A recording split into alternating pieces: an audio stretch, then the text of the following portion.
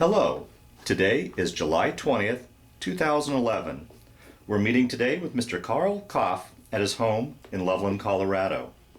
My name is Brad Hoops. I'm the interviewer for the Northern Colorado Veterans History Project. Welcome, Carl, and thanks for sitting down today to tell your story. Welcome. Thank you. I'm glad to see you. Thank you. Well, let's start out, if we could. Tell us a little bit about yourself, your date of birth, where you were born, a little bit about your family. Well, July 1st, I turned 85. I was born in 1926 in Brooklyn, New York. And we stayed there a little while, and my father was working as a chef aboard ships and yachts, and we moved out to Port Washington, Long Island, and I was raised out there from there until I was 17. But I grew up, well, it was a small town, about 4,000 people, I guess, 3,000 or 4,000, and first lived on Bank Street, and I was right behind the hill, right behind the back downtown, and we stayed there a few years, and I seen him put the concrete street down Main Street. They cemented it, and then we moved a few blocks away. I had the Baxter Estates pond right behind us. So my brother and I would go down there and play, and we'd do some funny things. Just get our wooden boxes together and get out on the middle of the pond. My mother found out about it and didn't really appreciate it. So was there just you and your brother, or did you have any other siblings? I had just my brother and I. Okay. He was 6 years older than I. So. Now, with your father's job, was he gone for quite a bit of the time? Yeah, he was away most of the time. Yeah. Not all the time, but quite a bit. Yeah. And until when 29 struck. Yes, please talk about how the Depression affected you and your family. Well, it did. My father worked all right for a while, and he had a chef's job, and he had a few rich people that he knew, and he did that for a little bit, and then my mother and him opened up a restaurant, the Coffee Pot, and they worked there, I guess, about 4 or 5 years. They kept it going, and then things started getting bad. Well, it was bad anyhow. And I was going to grade school. I started kindergarten, and that was about the time my mother and father got going to the restaurant. And my brother and I would wake up in the morning, he'd run up to the bake shop, and he baked cupcakes in the kitchen to bring them up to the restaurant. In the meantime, I was getting dressed and cleaned up, getting ready for school. I had to walk up 2 miles, or a mile and a half, 2 miles to the restaurant to get breakfast, and then we'd have to walk back downtown for the school. So back and forth. I had to carry my own lunch for lunchtime, and had to go back up to the restaurant at nighttime to get supper. My brother did too. And But my brother, he hung around different kids, older kids than I did. I was just in the way all the time. So, you know how it goes. Yeah, yeah. And, yes. Did the restaurant manage to survive the depression? Well, my father got laid off after a while and he had to go on a WPA and shovel snow during the wintertime and a few other things like that. And my mother stayed home, and in 1940, my father died of a heart attack. Mm. And my mother went to the sanatorium, TB sanatorium out in Green, I can't name it, I don't know, Greenville or something like that. Uh-huh. That had a Navy and military hospital hospital with a cemetery. And that's my mother was out there in the sanatorium, and I was going to school and working at nighttime, and I found a nice lady that lived there in town that she would take on a boarder, and I stayed with her a few years, and when I went in the Navy, she signed my papers because I couldn't get a hold of my brother. And before he went in the Navy, he was working up in the Bronx. He's working on sub chasers they're building up there. So I didn't see him very often. And then before I know it, he took off. He was on a carrier. He took off from Pacific. And I left by myself, and that's why I had to get in.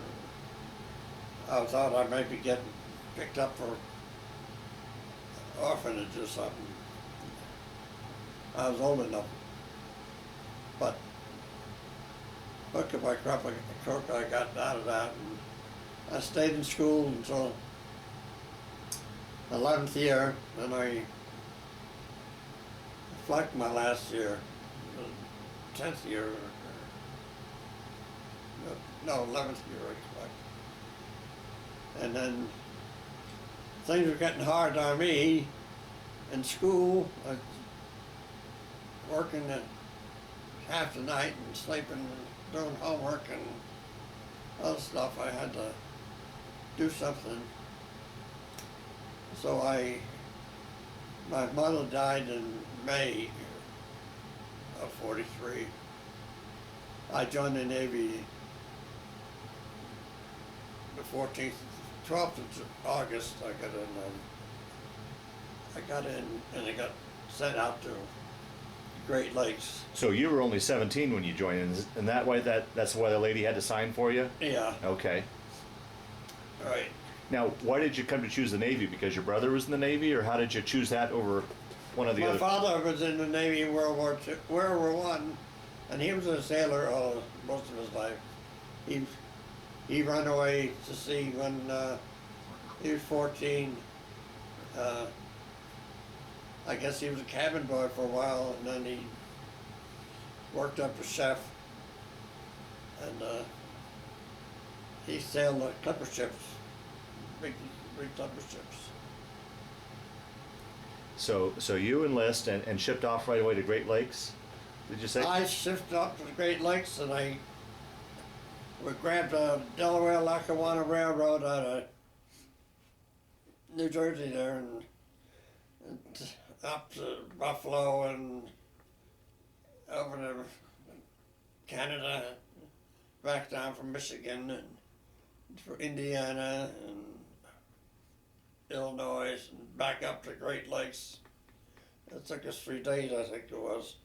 Well, how was that? Because that was probably the first time you'd ever been away from home, wasn't it? Yeah, it was. First time, really. Yeah. and I wasn't with anybody I knew. No, that was something else again. Now, how was that transition for you, going from civilian life to military life? Well, it was kind of hard there for a while. The first day we got there, we got armfuls of clothes and shoes and hats and uniforms and towels and sea bag and a hammock and a whatnot, Uh-huh. and a mattress. And we got them things, and we had to bring it back. And they got us out to the barracks, and then we got a chance to clean up and take showers and all that stuff. And we all did our thing. We marched every day and run and march, run and march, march and run. Got shots. Moved. Went to see training movies here and there, and marched and walked and inspections. Run the inspections. They make you go change your clothes 4 times a day or something like that. All by surprise, and see how long it would take you to do it, because you had to take your clothes off, roll it up, and put it back in the sea bag again. And vice versa when you take it out. Now, was that very tough for you? I mean, here for a number of years, you were pretty much on your own. Now you're being told what to do. Was that hard to adjust to? No, I needed that probably. Okay. No. And then we had a work week, and our place was up in the ship service building, PX, and we went up there to help clean out and empty boxes and store stuff. And we'd get off about 4:30, and I had a little money. I'd buy some box of candy bars and go back and sell them and get rid of them. They'd go like wildfire. Next night I get 2 boxes and sell them. And then we could, well, at lunchtime there, instead of going to lunch in the chow hall, I go over to the geedog stand and get a hot dog and a milkshake. That kept me fed. That stuff they fed at the galley was not too good. Not far as I was concerned. Yeah. A lot of people ate it. And then, after we had our 8 weeks, I guess it was 8 weeks, we graduated and we learned how to march. Went to the graduation ceremony, and we did a good job marching around and everything. So they made us happy, and they give us 2 weeks leave and not come back there. So I went home and visited everybody I knew and see if anybody else I knew was gone in. And the lady I was like a legal guardian, I stayed with her. We were pals for a long way. And then after 2 weeks was over, I went back to Great Lakes, out OGU, outgoing units, and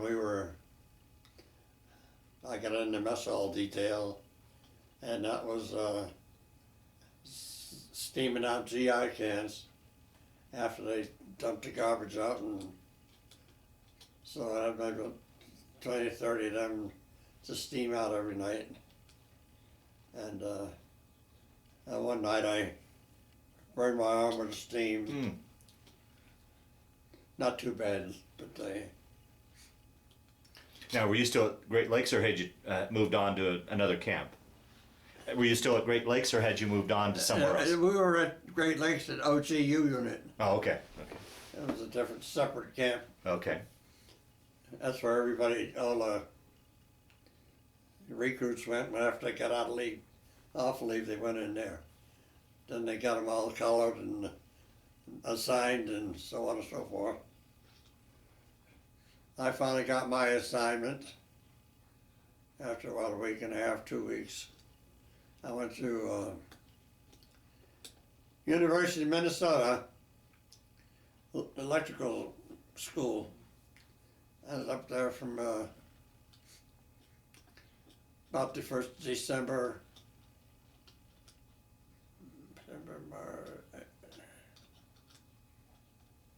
the 1st of May, I guess.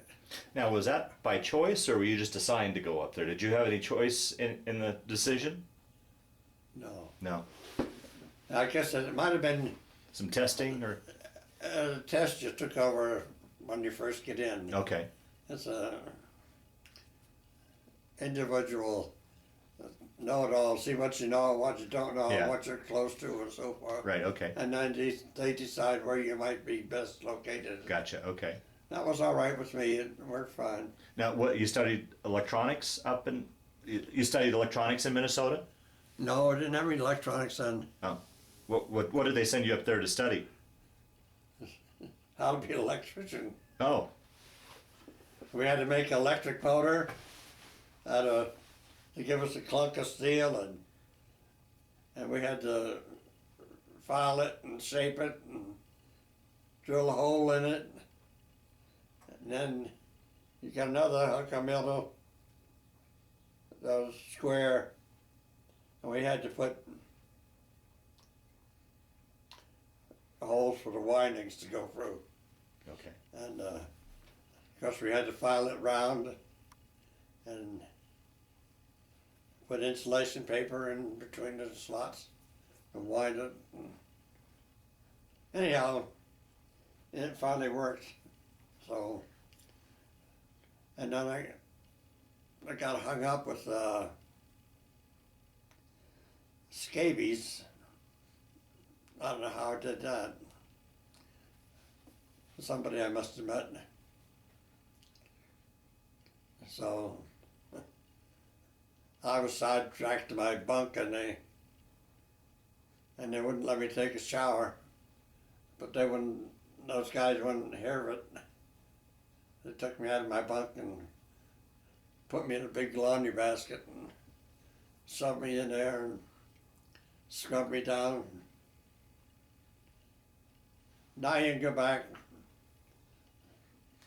So I had to go back in my bunk, and I get this heavy salve I rubbed all over my body to get rid of every place. Because once that stuff got spread, it was gone. Oh. I finally got rid of that. And then we graduated. The weather was beautiful up there. Sometimes it was 30, 40 degrees below zero. One night the company below us was all from the south, and they didn't like us too much. So one of the guards, he didn't know what he was doing. Evidently he opened the windows up upstairs, and we froze to death. And the warrant officers come in the next morning trying to get us up. No way. They finally got it warmed up. And I think those guys got his break time Oh, really? for a little while. So then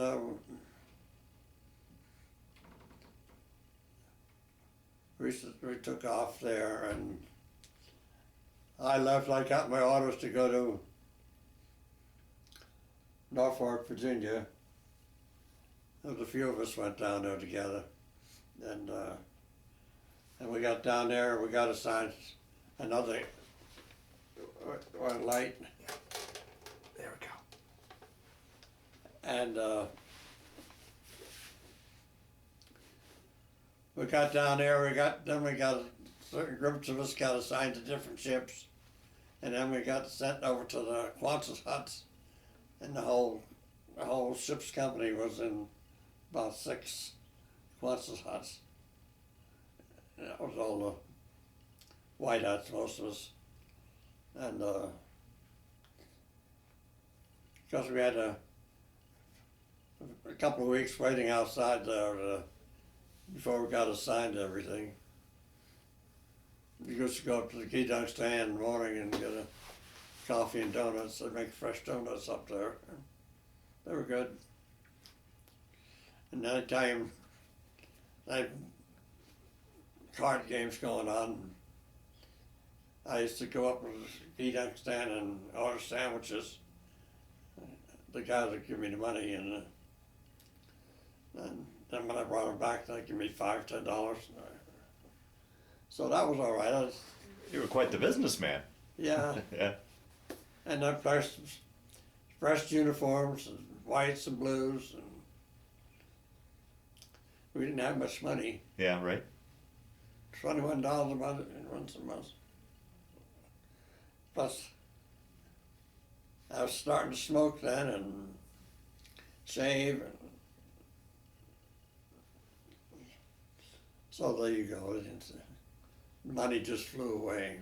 Huh. But finally we got all together in the shipboard community, and then they take us down to the ships, down to the piers, and they had a couple of destroyers down there. They'd take these extra ship companies that were training down there and bring them aboard and let them see what it was all about and show them what was there, where it was, and get accustomed to the ship. And that was a big day in my life to get aboard a destroyer. I guess smell the diesel oil burn and the fuel oil, and just smelled like it ought to be there. So I enjoyed that part of it,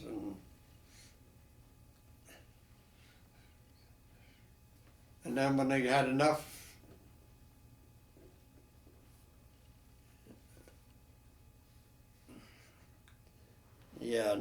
training, they told us we were going to go to Boston, pick up a ship, the Collett. And that went, we left about 10th of May and took a troop train up from all night. And we got up to Boston next morning early. And they marched us over to, took us by bus over to the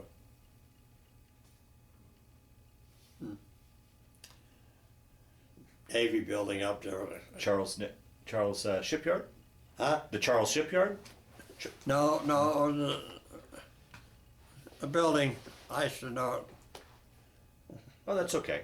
That's fine. Anyhow, it was a barracks for incoming people, and going people, and people getting transferred out, in and out. And so we got our gear together, and then I think had the second or third day we left and moved over to the ship. That's where they commissioned it. Oh, it was commissioned in Boston. So did you take it out on its initial? Yeah. After that, after we got aboard, and we learned where everything was, and the first thing I know, I was mess cooking again, and I was in the scullery washing dishes, and another guy was, two guys were taking the dishes out and bringing it back out to the incoming line, and I'd be pulling the stuff through the machine, and we had another guy stacking up the dishes going in the machine. So we had that going for a while. We didn't have too much trouble. Once in a while, somebody shut off a wrong valve or no hot water or something, and that was it. Then we got Liberty every night, and that was tough to take, you know. You couldn't afford it. Oh, to go into Boston, you had to, yeah. Yeah. So then after a couple of weeks, we left there and went on a shakedown cruise down to Bermuda. Mm. And that's another training deal. GQ and man overboard, GQ, man overboard, U-boat, attack, U-boats, do this. How was that for you? Up and down all night long for general quarters. Where was your general quarters at for you? For me, I was, luckily I was down in the mess hall. That's all the time I was on that ship, but I was in the mess hall. Followed in your dad's footsteps, pretty much, huh? Huh? Kind of followed in your dad's footsteps, cooking out at sea. I didn't cook. We didn't cook. No. Oh, okay. It was in the hall. Oh, okay. They had a couple other guys did the cooking. Oh, okay. And Now, how was it for you going out to sea? Did you get your sea legs, or did it get seasick at all, or? on the first day, I did get seasick for most of the day, and then after that, it was all right. And then,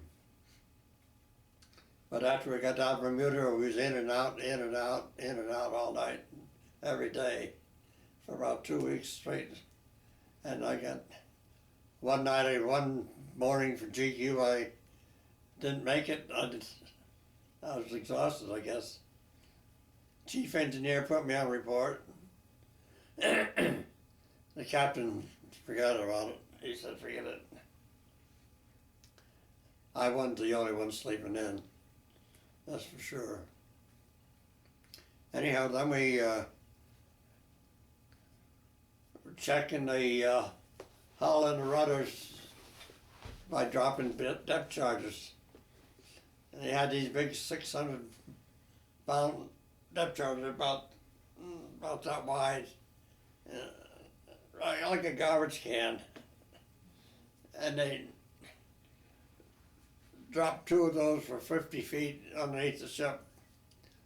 We were going slow, and I'll tell you, that scared the hell out of you. Wow. Your feet went over here. Ooh. Everything worked out all right. And we headed back to Boston, and they made some other changes and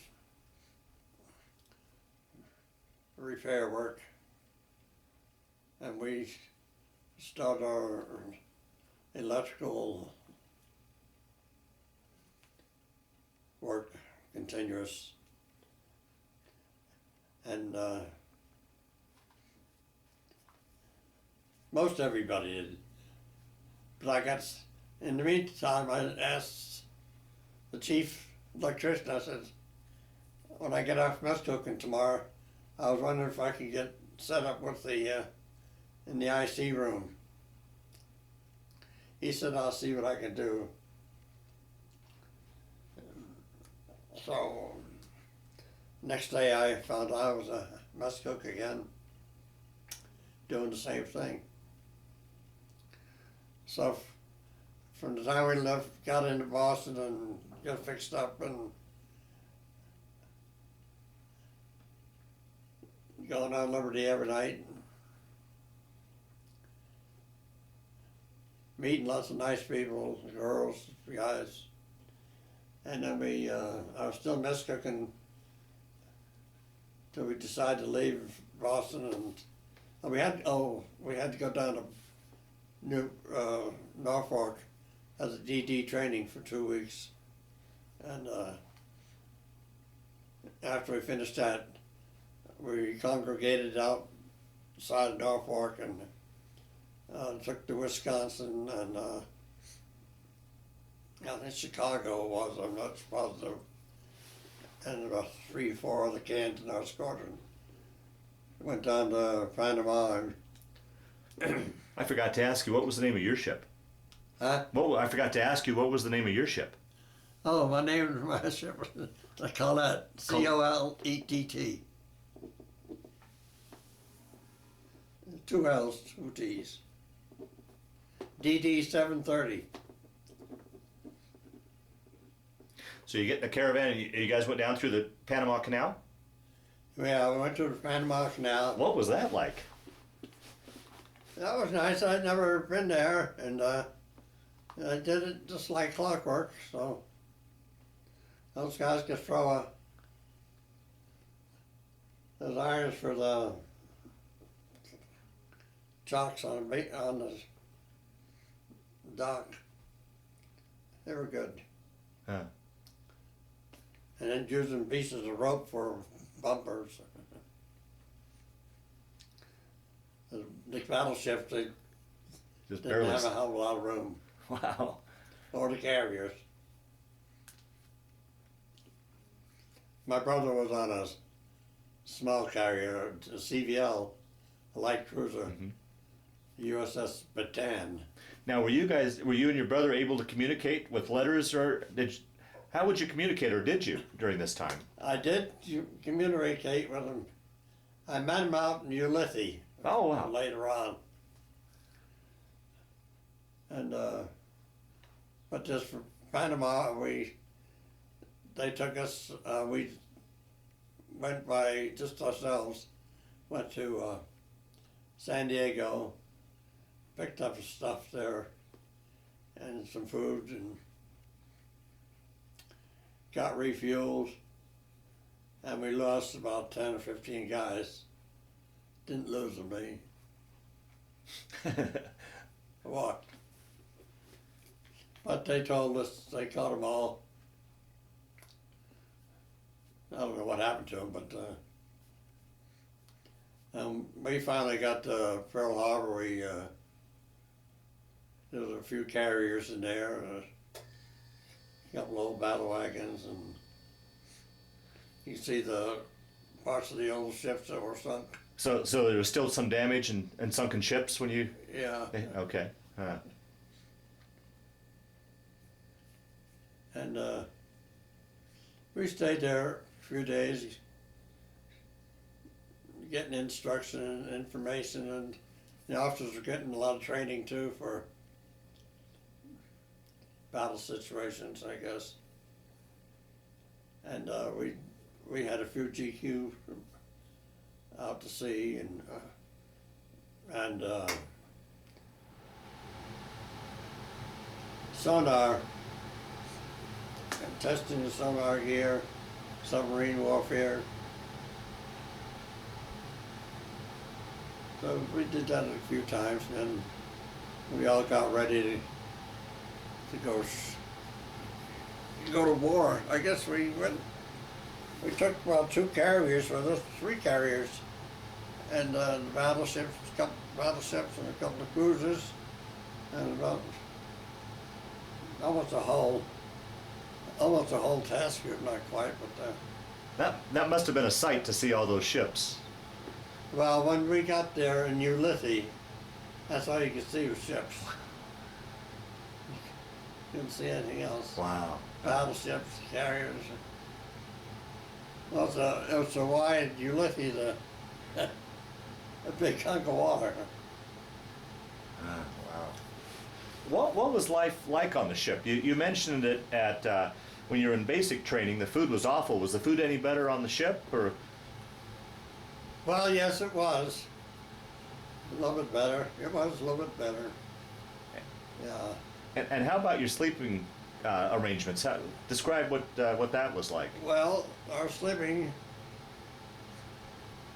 there were 3 bunks high, and they had foot lockers on the floor underneath the bottom rack, and they had, some people had upright lockers, and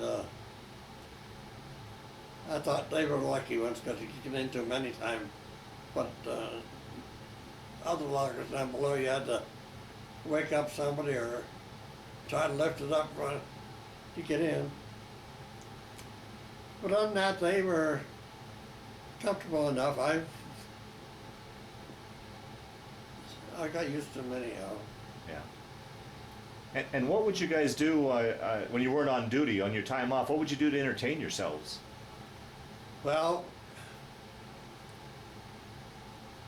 we had 8, most of us had watches, 4 on and 8 off.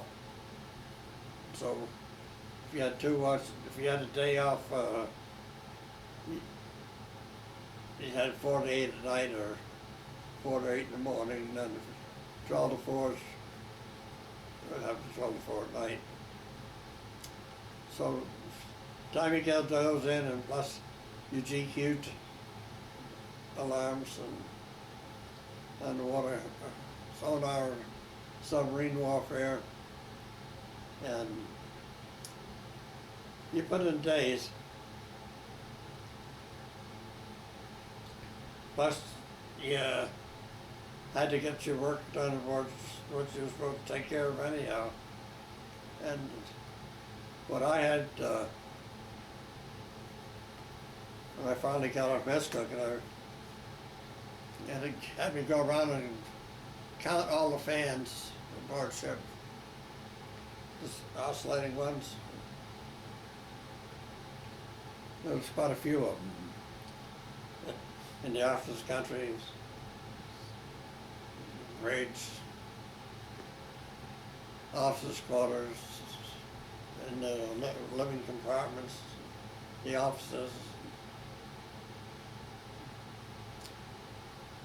and someplace down in the magazines. So anyhow, I had my little squirt gun full of oil and my handful of rags, and I'd attack them every day. I didn't get them all in one day. Yeah, right, yeah. So I kept them going. Once in a while, somebody tear them up. Didn't like them blowing on them. They're too cold or too hot. Most of the time, it was too hot. Yeah, yeah. How was that when you got into the Pacific? Down in the Pacific, it was hot. Yeah. And they down around in the Philippines and stuff like that, it'll be hot. Yeah. Now, at any point, did you guys ever cross the equator? We didn't cross the equator. No. So you never went through the Wally Pog or the No. shellback ceremony? Just went across the International date line? date line, yeah. Well, I interrupted you. Continue your story. You went to Ulithi. Continue your story from there, from Pearl. Oh, yeah.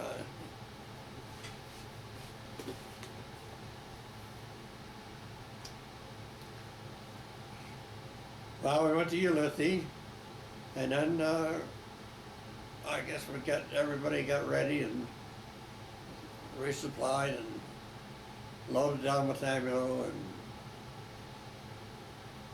then we took off. Now, was that the time that you met up with your brother? Not that time, no. Okay, we'll tell that story down the road then. We got in task group 58-1. And they had three or four groups, and each was about the same, heavy. And then they had another fleet was the older ships, the old carriers and CVEs and the old battleships, old cruisers. They couldn't keep up with those ships. And then, anyhow, we was out radar picket duty out in front of the carriers, the task group. It was about 50 miles above. And we were sailing along at night, not nighttime, but coming up to supper time. And then they picked up a couple of bogies and it had GQ, but they stayed far enough away they didn't come near us. Not right now. And so they told us of a condition easy and we could have a break and go down to lunch, supper. But if you hear 20 millimeters coming off, go like hell. Many stations. So. Now, was your general quarters still the mess hall at this time? Yeah. Okay. So, anyhow, we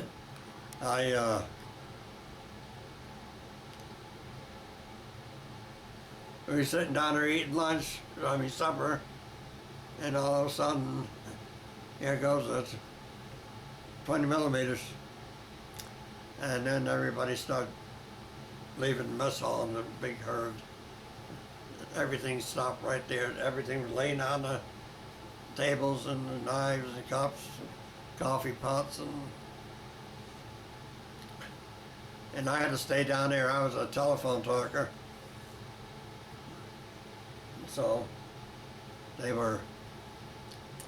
after a while, the 40s started going, and then some to 5 inches were going.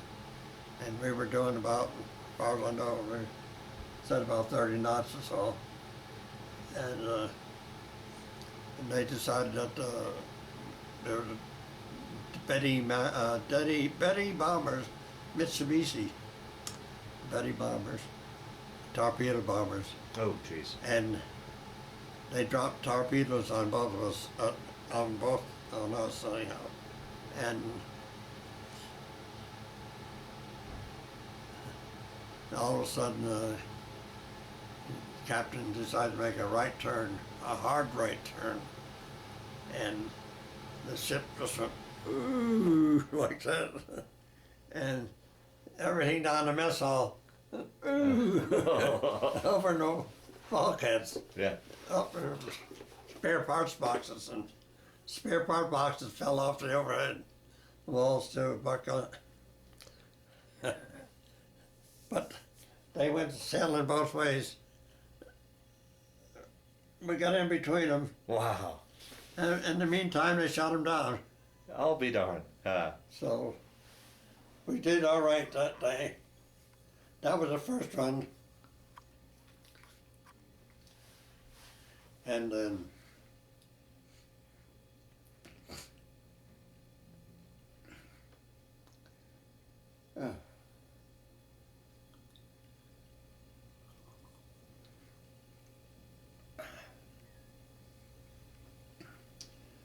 then we'd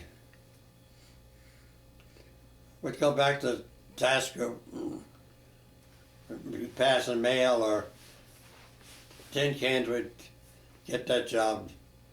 You go pick up the mail from on the ships and deliver to the rest of the ships.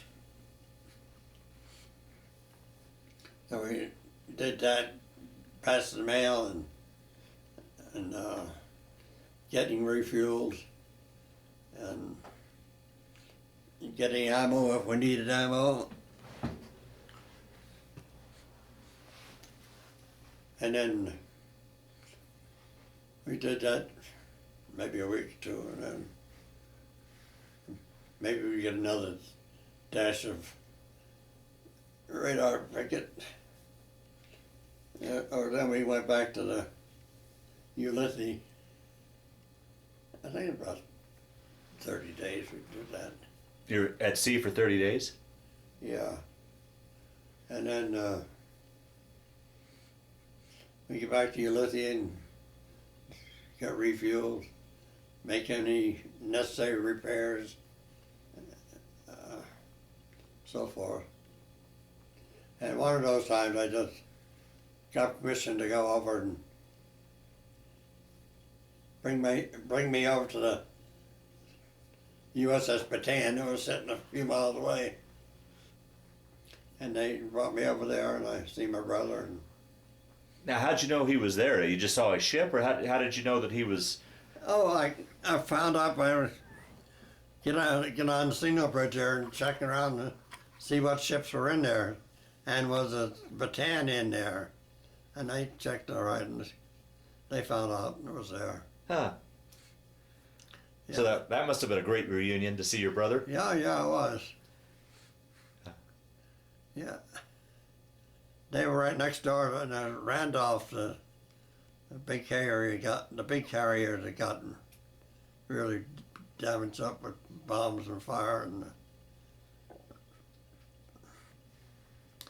they said they were getting 6-inch shells coming through the hangar deck from someplace else. And that was, it was nice. I had to get back before dark. So I did that all right. Then I didn't see him again until after the war. Now, what was roughly the time period that you were just talking about? Roughly, this is what, 44, 45? And do you remember? I mean, it's not important if you just had a general idea when. That's in the last part of 44. Okay. Yeah. I think we went on another trip. Task group trip went out. We were down radar pickets. And there was. Now, to explain to those that'll watch this tape, when you talk about a picket, you were in the outer ring protecting the carriers, correct? Is Right. that We were about 50 miles ahead of the carriers. So if we picked up any planes coming in, we could radio them. Gotcha, They were okay. coming. Mhm. Or they could send up planes to get them. Yeah. And then we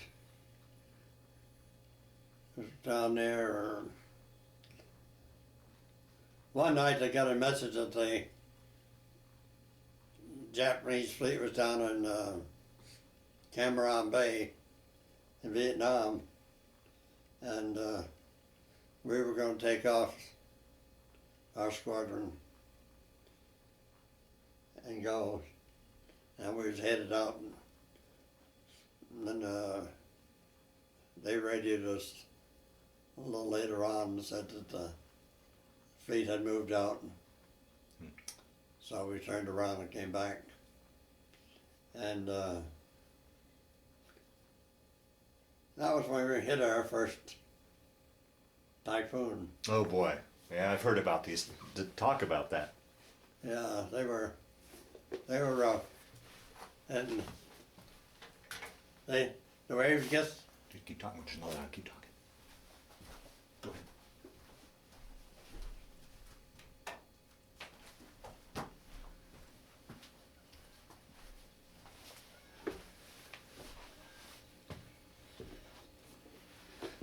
Talk about waves. It looked like mountains up there. Oh, jeez.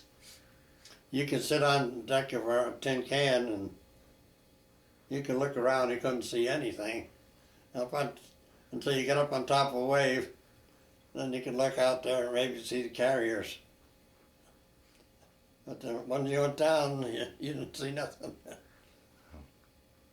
And it's pretty close.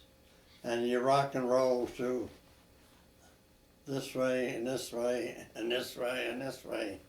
And It's frightening. I was going to ask you if you were frightened by that. How? Oh yeah. Yeah. The first one I wasn't in wasn't on watch, but the second one I was, and the weather got bad. The main hatch showed in the switchboard was right above us, and the storm was really bad. So where we left off, you were talking about that second typhoon you went through. Yeah, back in the second typhoon. Yeah, the hatch above the engine, switchboard, and the waves were coming over. The waves were coming over, and it lifted the hatch. After we had it dug down as tight as we could, it still lifted them up. And so we got a chain fall, and tied that on there, and tied it down. It still came up. Huh. In the meantime, a couple depth charges broke loose up topside, and they were all running around here and there. And I don't know if you've ever been aboard a ship. They had evaporators for making fresh water, and they have a round plates about 8 inches, and anywhere from a 1/8 of an inch to a 1/2 inch thick. That was so they could adjust the steam pressure on it. They wouldn't have to sit there and hold these. Anyhow, they mounted them up on the bulkhead with a peg sticking out like that.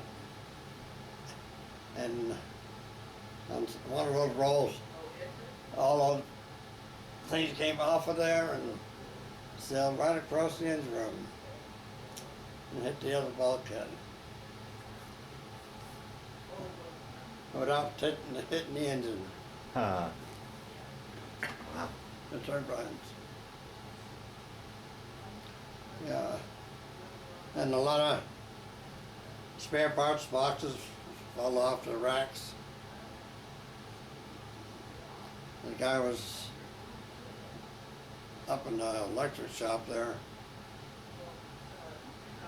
One of those great big chucks, up in the 12-inch chuck or bigger. That was sitting on a pin, but nobody had locked this thing on. And it flew off, bounced on the side of a cot. The guy was sleeping in it. He was lucky. Wow. Huh. And a lot of, anyhow, it was a scary night, a scary day. Not too much to eat, some pork chops and coffee. And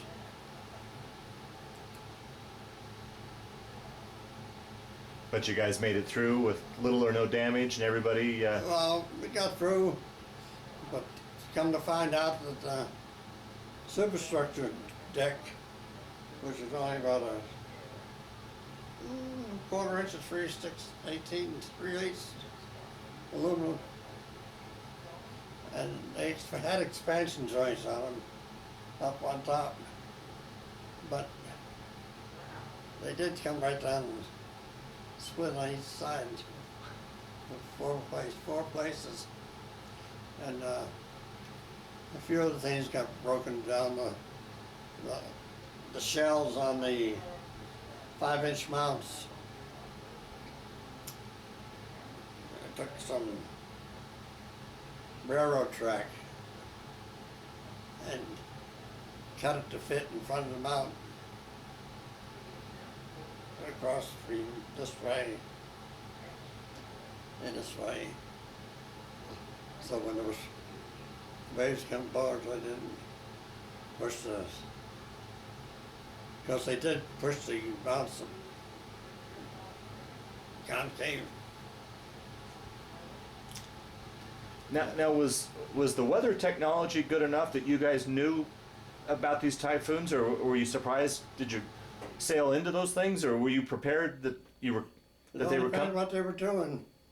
They didn't try to run away from them. But with the weather technology of that day, were you aware of them? Did you know that you were heading into them, or would you be surprised? You didn't know that much. Oh boy! And when they did, very seldom that they turned away from them. Wow. So anyhow, there was a couple of cans that lost a couple of destroyers out there in Tennessee, and the carriers, there was about, I'd say 4 or 5 carriers got the flight decks pushed right up, turned over. Wow, jeez. And then after that, they started making the hull come right up at the main deck or flight deck, so that the waves could come up and they wouldn't get underneath. Oh, okay. Yeah. So then, where am I? And after the exciting things, and then when we started Iwo Jima, we got into a deal where there was a couple of destroyers that spotted a submarine. They had them down, but didn't have enough depth charges. That's right here. But then again, I heard our CPO was, our commander was CPO of the group, so he had first run on it, and so he did. And we finally got it. We got a submarine. Wow. And I got up topside enough to see body parts come up, and I seen a huge, huge shark. It must have been, seemed like 18 feet long, huge, and mouth that wide. Wow. Yeah. And then after that submarine deal, we lost one of the struts on our screws. It was loose, and you couldn't go so fast, otherwise it would knock a hole for the deck. So we had to go back to Ulithi and get one of these barges that sink down the water. Oh, and you go right. And let us get in there. And they got us in there, and then they decided, long as we're here, they'll paint the hull. And this thing is hot here. And we was down, Yeah. thing scraping and blasting the barnacles off the bottom, and the welders were welding up the struts. So it took us 2 days to paint that thing. And all day and night they were painting it. Wow. And they didn't have enough electric power to feed us all electricity we needed. So all we had was lights. And the water, they wouldn't give us any water, just drinking water. And no snipes. I went down the engine rooms and got a hold of this boiler water. Took a shower, cleaned up, and went back up on deck and looked nice. And the other four guys are sore. Yeah. Another time we was delivering mail, and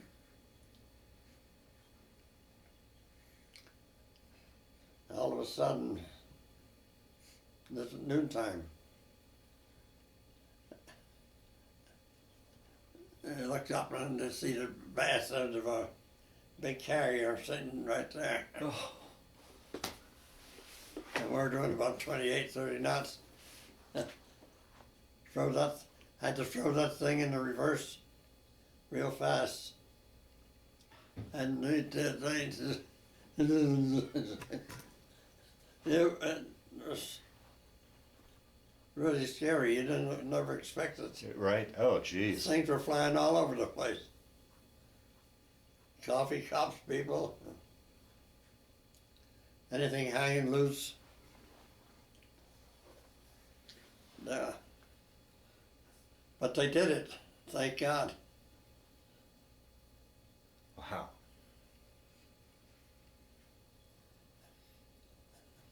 And then, oh well, I forgot one thing. Our first or second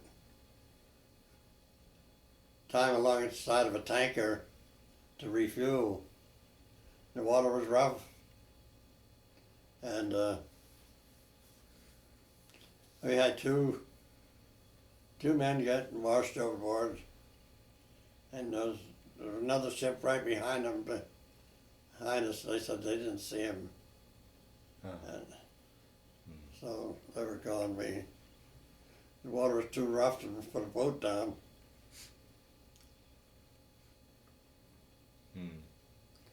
But after they refueled, they went back and looked around anyhow to see if there was anything. Never did find him? No. That was the only two we lost in the whole war. Wow. And then we got through that and then got into Okinawa, supplying them and doing more radar picket duty. We was out there one night, it was dark, midnight I guess, and went to GQ, and they spotted about a dozen bogeys coming our way. The kamikazes were really bad during that time, right? Huh? The kamikazes were really bad during that time, right? Yeah. The bogeys, same difference. Yeah, okay. Anyhow, we went to GQ and the main battery director went blank, blank, didn't work for some reason or other. And the captain got on the bullhorn and he said, we're going to stop the ship into water, dead water. And he says, and if anybody fires a gun or puts the light up, it's going to be, you're going to be sorry. Because they were coming, didn't take long for them to come over. And you could see the exhaust on the engines, you know. Wow. But it was dark enough they didn't see you? We were dead in the water. Yeah. So that, otherwise the phosphorescence in the water would light up. You can see that at nighttime. Right. But if you're dead in the water, you can't see anything. Wow. So anyhow, we got out of that one. And called them in. They got them on the way in, I guess. And we picked up about 5 or 6 pilots that had been dropped in to drink, and we picked up one guy from my hometown twice. Is that right? Yeah. Did you know him? Yeah, I know him slightly, but I know the gal he married just because I lived next door to her. Huh. And I had another fellow aboard ship, a colored guy, Raymond Veit, I think it was named, V-I-E-T, or D-T, one or the other. He got out, never heard of him, and that pilot, he went overboard. We went down one day, he didn't get back. We got 5 gallons or for each pilot. We picked up 5 gallons of ice cream. So that was good. And then with Okinawa getting claimed, and then they started to bomb Japan and with the A-bombs. That just about ended there. Do you remember when you heard about the A-bombs being dropped? Do you remember that day? Could you understand what these things were that they were talking about? We heard about them. Just before that, August the 2nd, or 1st of August, sometime in the 1st of August, our squadron went into Tokyo Bay at nighttime Wow.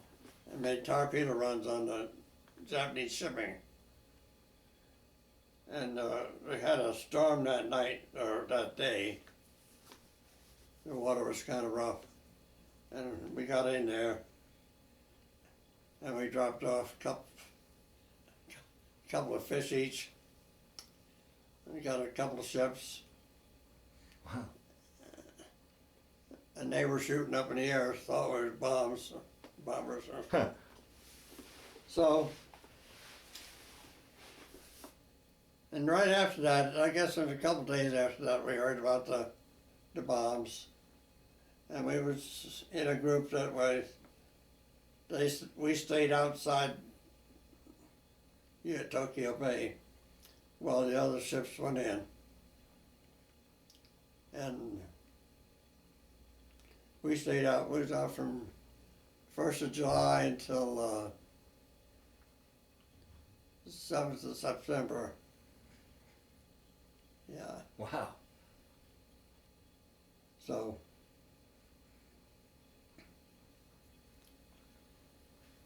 and I was going to say that one of the prettiest sights I ever saw was that Mount Fujiyama. Early in the morning, the sun was shining on it, just getting up and shining on it, and there was fog down below, and it really looked beautiful to me. Huh. And with everything. Wow.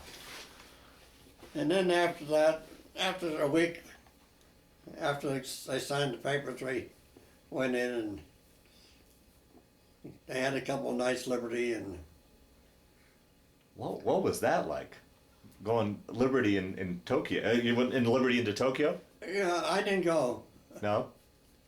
I had duty, and we stayed there, unloaded, didn't unload, but empty shell casing, we unloaded them and put new ones in. And groceries, load them all up. All our storerooms were empty. All we were eating was spam, dehydrated eggs, dehydrated potatoes, and ice cream. Oh. And the fried spam was delicious. Huh. A little bit salty for me now, though. And then after we loaded on it, stayed there, well, it was 2 or 3, 4 days, something like that. I can't remember. We headed out to Okinawa, and then they loaded up 360 more Seabees, yeah. And we took them back to Pearl Harbor. And that was nice. And we had half the fleet going back together. All the ones were going to the West Coast and East Coast. We turned the lights on, board ship, all the lights, so you see everything. Uh-huh. The searchlights were going up and down, and it was a good, nice sight. When it was announced that the Japanese had surrendered, was there a big celebration on the ship? Do you remember? No, No? the day they signed the paper, though, they took all the planes off of all the carriers and wherever they were parked, and they come flying over the task group. Thousands of them. You name them, they were there. Wow. Oh, that must have been a sight. Yeah, it was. Yeah. So now, was your ship in Tokyo Bay when they signed the papers? No, No. we was outside. Outside? Oh, okay. We came in 7 days after they 5 days after they Oh, okay. signed them. They didn't know there was going to be anything shenanigans pulled up or not. Yeah, so right, yeah. We were just sitting there waiting. But it was a happy time, people talking about when we're going to get out and where we're going. So once you took those Seabees back to Honolulu, did you go back, or were you finished? Were you guys done? No, we got the Marines back, not Marines, the Seabees, back to Pearl Harbor. They separated and they got on different ships, took them down to different places, and ships went to San Francisco and Seattle and Fort Hueneme and Long Beach, Yeah. San Diego, and our ship went to right next to Long Beach. I can't think of it. Yeah, that's okay. And we got in there that one night, and I had liberty and went ashore and bought a pair of blues and had supper and went back to the ship, packed my gear, and next morning I was ready to go. The blues fit me then, but they didn't fit me when I got back. So at that point, you had enough time where you were getting discharged. Then you got discharged. No. Oh, okay. I spent 20 years there. Oh, okay. And then after that, we went, after 30 days leave, after the war was over, I went back to New York, and my brother was there, a bunch of old friends from my hometown celebrated that, got drunk together. And he went his way, and I went my way. I had 30 days leave, and I had to go back to Hunters Point, not Hunters Point, Vallejo, Mare Island. Was getting modernization. And that was a different deal after a while, after that. We spent 2 or 3 months in the yard, and it was October, November, December.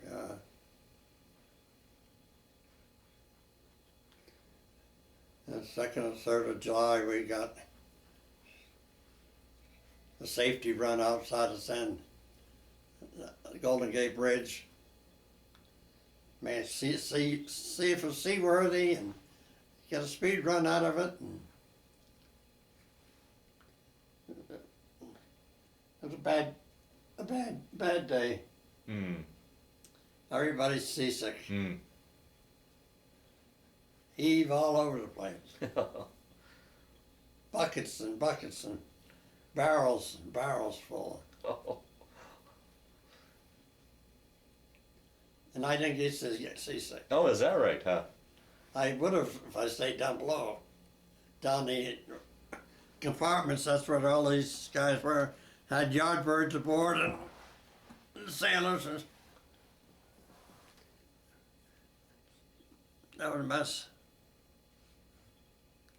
But they got it all cleaned up before I got back down again.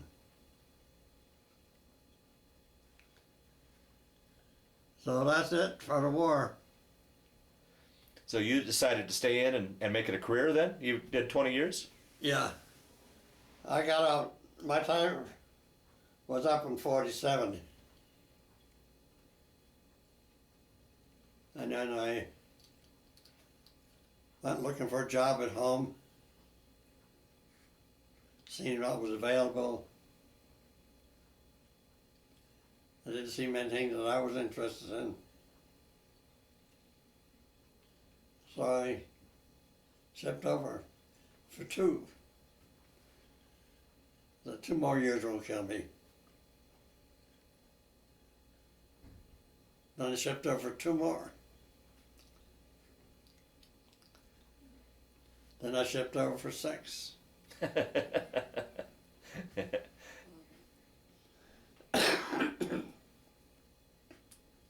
Oh well. That was it.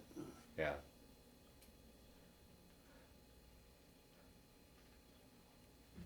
So you took your 20 years in the Navy. Did you ever get called up for Korea? Did you have to?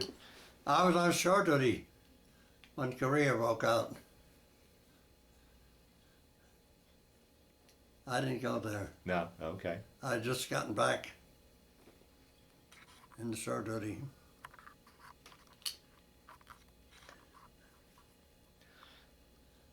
So let's talk then post service. You put in your 20 years and take your story from there. After you got out of your 20 years, what'd you do after the Navy?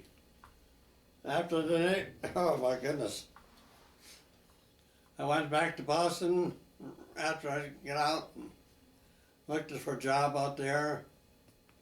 I went to some defense jobs in the telephone company and electric companies, Edison, and all those places were unionized. I went down to the union shop and they said, well, we can give you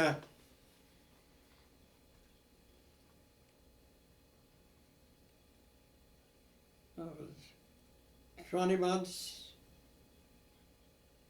not that long even.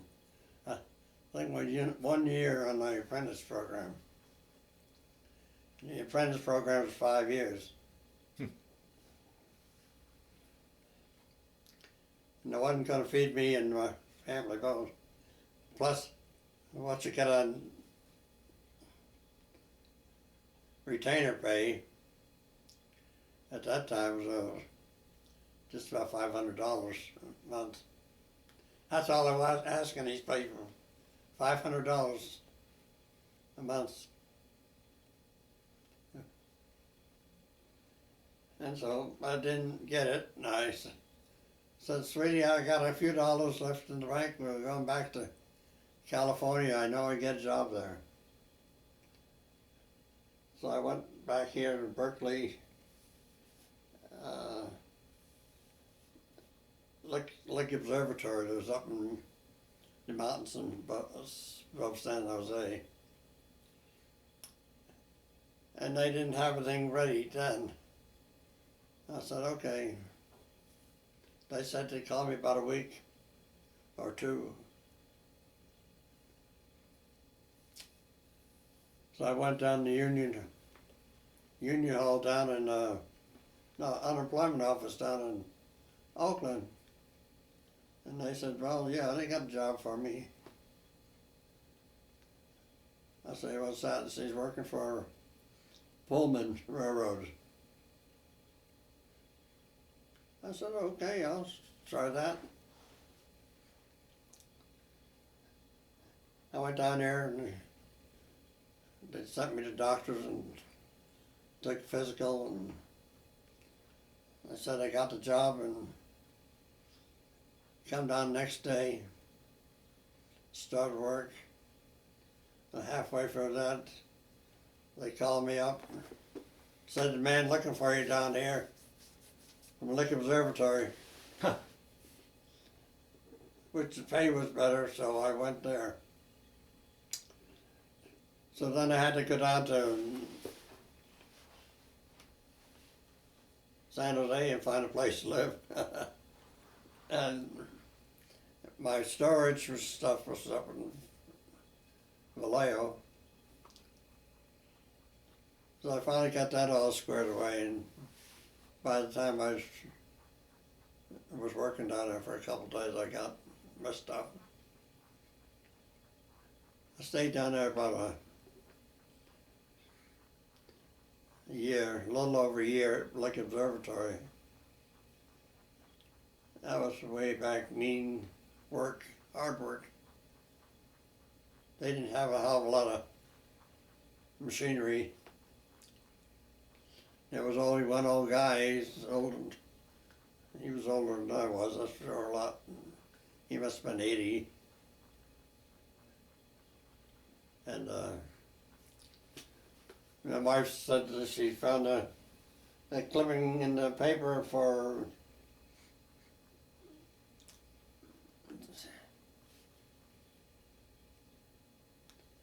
Santa Clara Electric Department. They're having a test for jobs. So I went down and took it. I passed it. Then they told me, I said, you gotta lose about 50 pounds end of 6 months. Mm. I did that. It was a good job. I worked there for 14, 15 years. Is that right? Huh. Yeah. Did all substation work and traffic signals and fire alarm systems and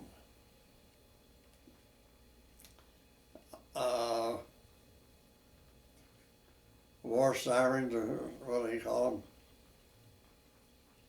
Didn't have them here.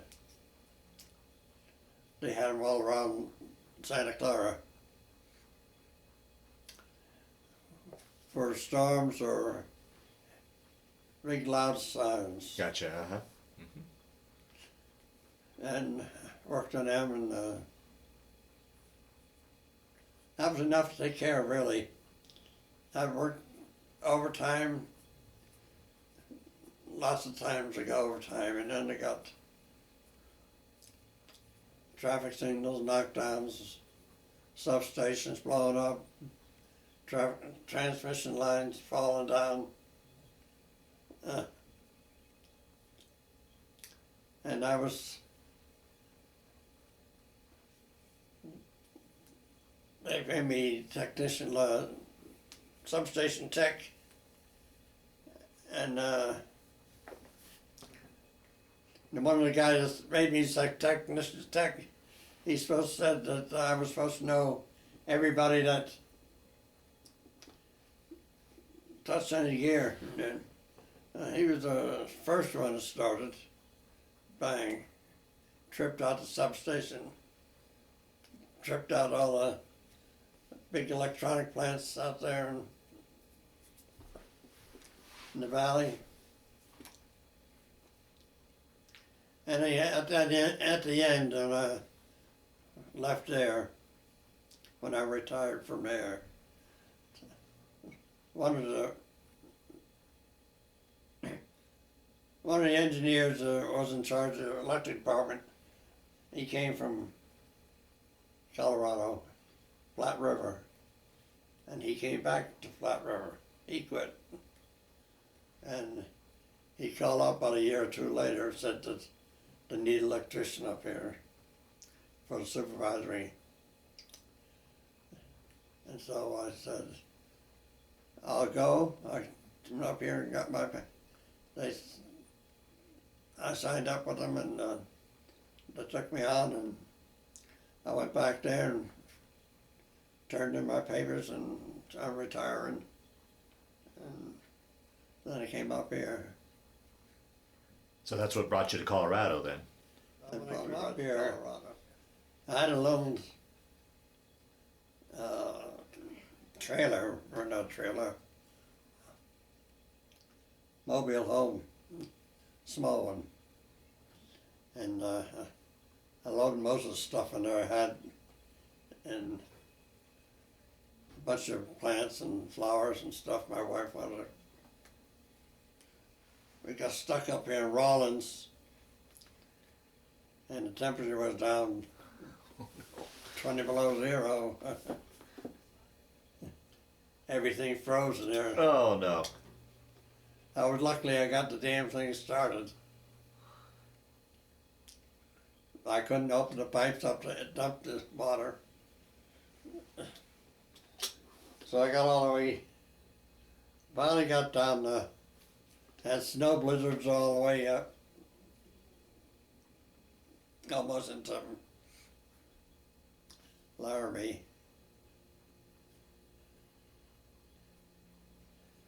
And we did find a place before I come up here, and it was pretty good. No, lots of muddy places. Anyhow, I did drive it in. They had the gas turned on and the electric was turned on. We got our stuff out, and we went up and got a meal and come back, made up our beds, and went to work the next day. Well, no, it was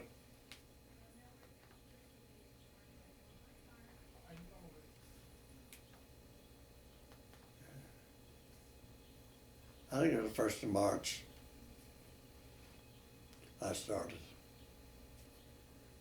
And how many years did you put in here then? Huh? How many years did you put in here? 10 years. Is that right? Yeah.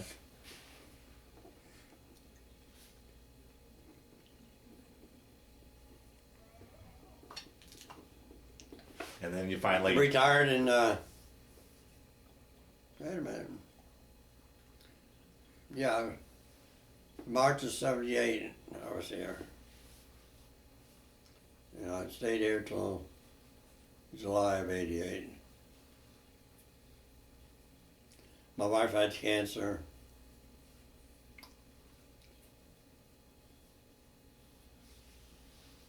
I did get married.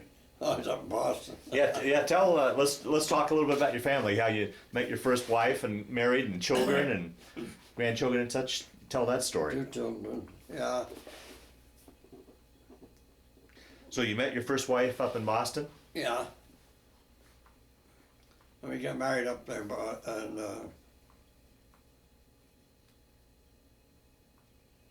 right across the county line, the state line up in New Hampshire.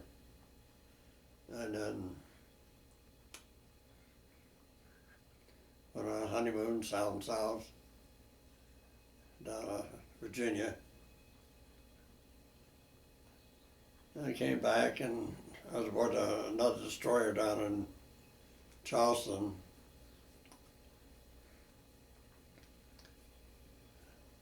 I was on that about 5 years. I was another baby in the meantime.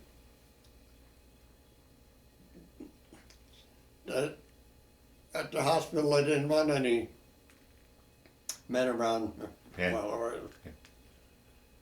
So my next door neighbor, they brought over pizza and a case of beer, and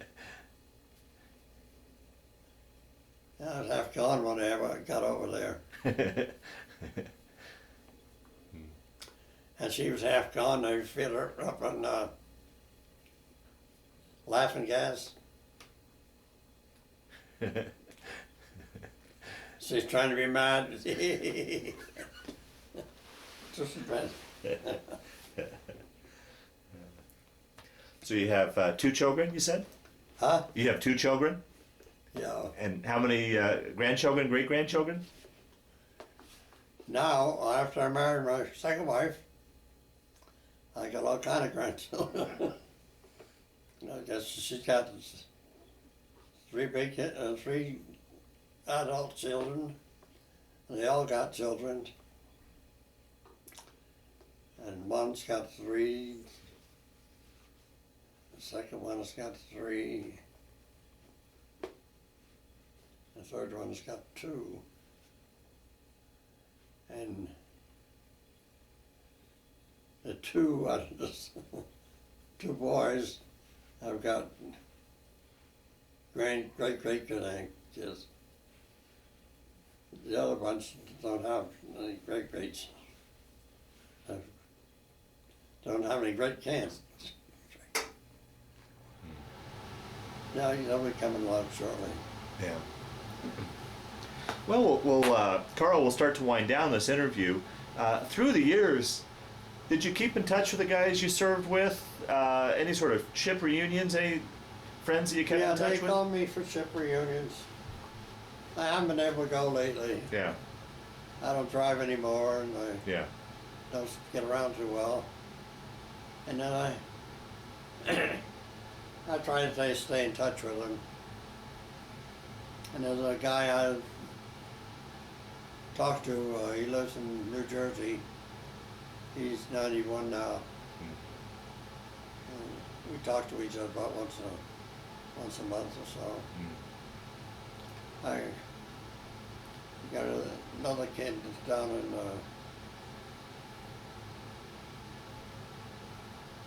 Florida.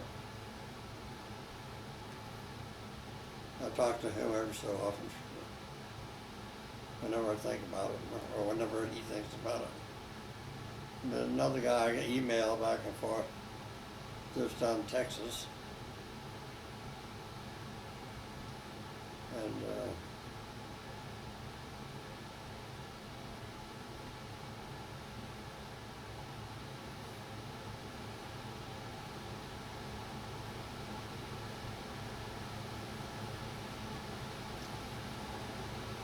a couple of old sailor friends down in Nevada and California. They weren't on my ship or anything like that, but I was Fleet Reserve Association there. Yeah. 3 of them, 3, 4, maybe 4 or 5 of them out there. So, Well, as we wind down this interview, is there anything I didn't ask you that you wanted to talk about, or any stories as we've been talking here that have kind of floated to the top that you wanted to talk about? So hopefully we've rounded out your story as best we can, or do you think we pretty much captured it all?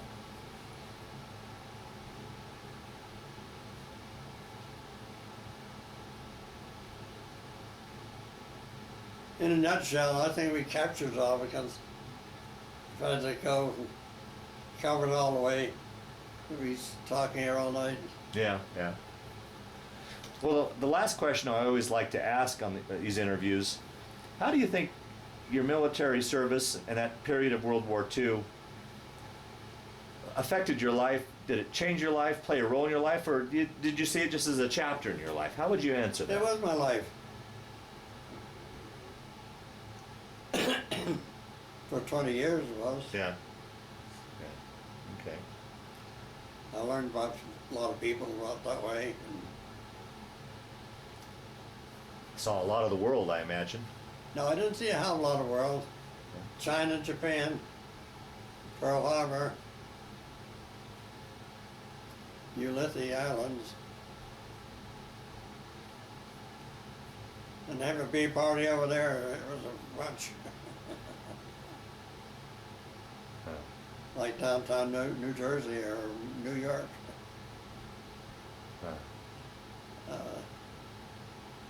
I know a lot of guys, and we talked about a lot of things, different things. What you're gonna do when we get out, or what we'd like to do. Get married and not married, or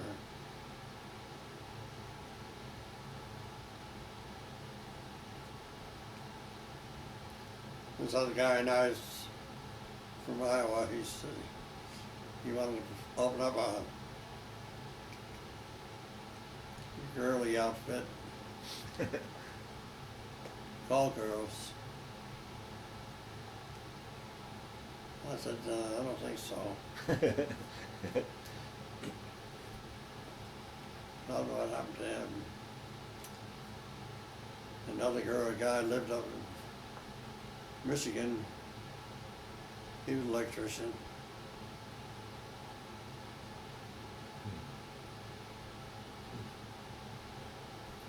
So from that school you took up in Minnesota, that became your life occupation, electrician then? Yeah, Yeah. it was too late to switch. Yeah. Well, Carl, And I didn't go to GI Bill because I didn't have the finished high school at that time. I did finish it finally when I was down in New Orleans. I was down there after the war, and I was on a reserve training ship, so I had a lot of time to. I sat down and got the whole thing out and run down in 2 days and sent it back, and they passed me.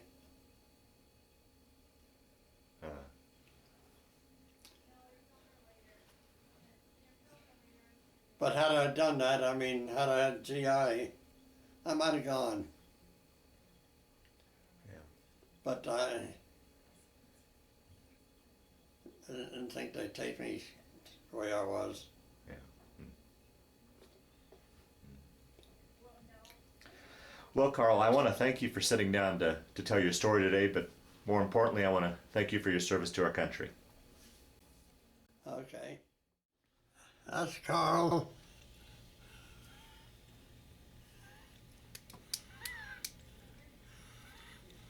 That's my first rating, EM3. That's Chief's cap, insignia. It's my CPO rating badge. This is my good conduct. It had 5 stars on there. And this one's China service. I spent a couple of years in China. And this is American campaign. This is Pacific campaign. This is World War II. And this is what the heck is it? Occupation service in Japan. And this